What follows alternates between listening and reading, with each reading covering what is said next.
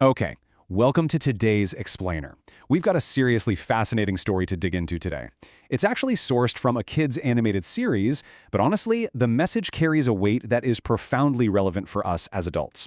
So the source sets the scene with this group of bored kids on a jungle picnic. They're tired, they haven't seen a single animal all day, and they just want a good story to pass the time. And their guide obliges. He transports them, and us, back in time. I want you to really picture this.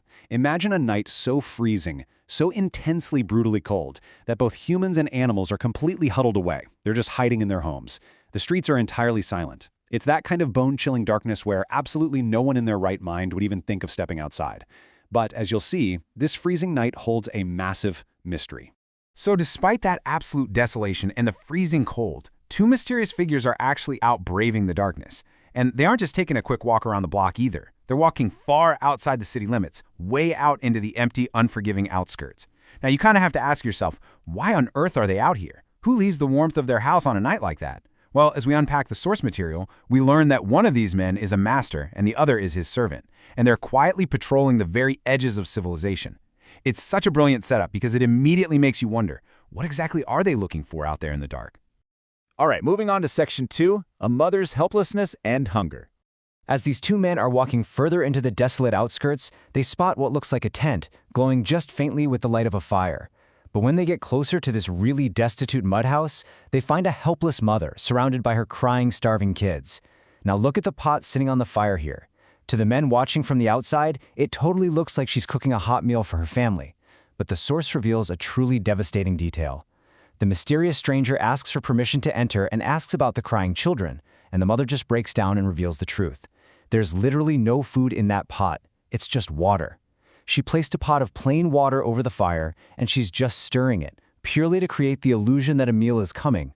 It's this desperate, absolutely heartbreaking trick to soothe her starving kids, hoping that the sound of the bubbling water will just comfort them enough so they finally cry themselves to sleep. And this brings up a deep, deep grievance she has. She looks at the stranger and says, "Our caliph is unaware." She explains that she is completely destitute, zero money to feed her family. But she isn't just sad, she's feeling a profound sense of injustice. She genuinely believes that the ruler of the land, the caliph, has completely neglected them. She even says that while they might somehow survive this miserable night, on the day of resurrection, Allah will judge between them and their ruler. She is holding the highest, most powerful authority in the land directly, personally responsible for that empty pot on her fire. Which brings us to Section 3, the unknown helper's sacrifice. The stranger's reaction to hearing this mother's words is intensely emotional. Like with tears literally filling his eyes, he gently asks her, "How could the caliph possibly know you're hidden away out here in this condition?" But the mother doesn't back down. She stands her ground and insists that a true leader must know the state of his people, no matter how hidden they are. And wow, this just strikes the stranger right to his core. He immediately rushes back to a grain storehouse in the city. He rapidly gathers up this heavy sack of flour, dates, money, and cooking supplies. And when his servant steps up, trying to be helpful and offering to carry the heavy load, the stranger refuses. And he delivers this incredibly profound retort, "Will you carry my burden on the day of judgment?" The servant is just stunned into silence. Because you see, the stranger views this family's hunger not just as a sad tragedy, but as his own personal spiritual failure. It's a literal physical weight that he feels he has to carry himself. So this isn't just about handing out charity. It's about radical hands-on action. The stranger doesn't just drop off a bag of groceries and bail.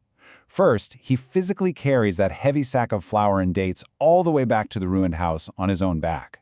Second, he actually sits down by the fire, gets his hands dirty, and cooks the food himself. Third, he personally feeds the meal to those starving children.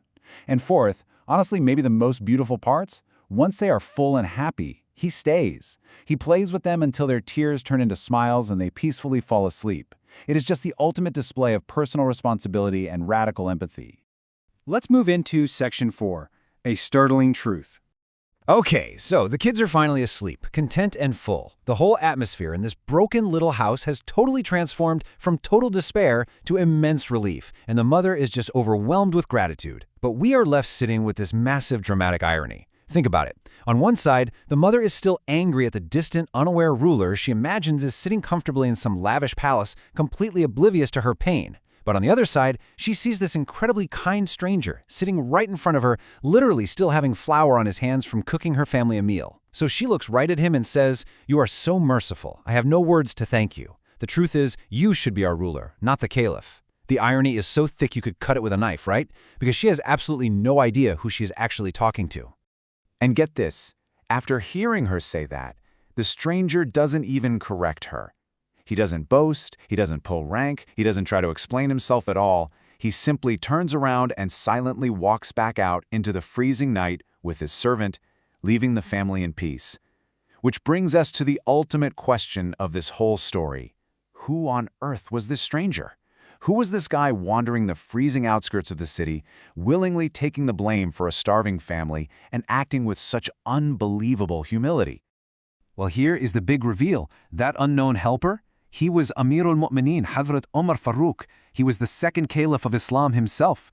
The very ruler that the mother was furiously criticizing was the exact same man sitting on her dirt floor, blowing on the fire and feeding her kids. When he snapped at his servant, "Will you carry my burden on the day of judgment?" it wasn't some poetic metaphor.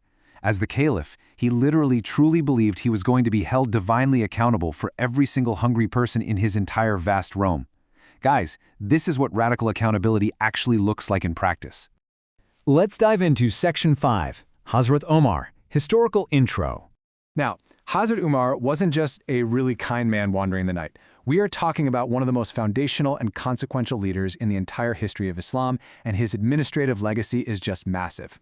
First off, he is part of the Ashra Mubashara. That means he's one of the 10 companions who were explicitly promised paradise during their lifetimes.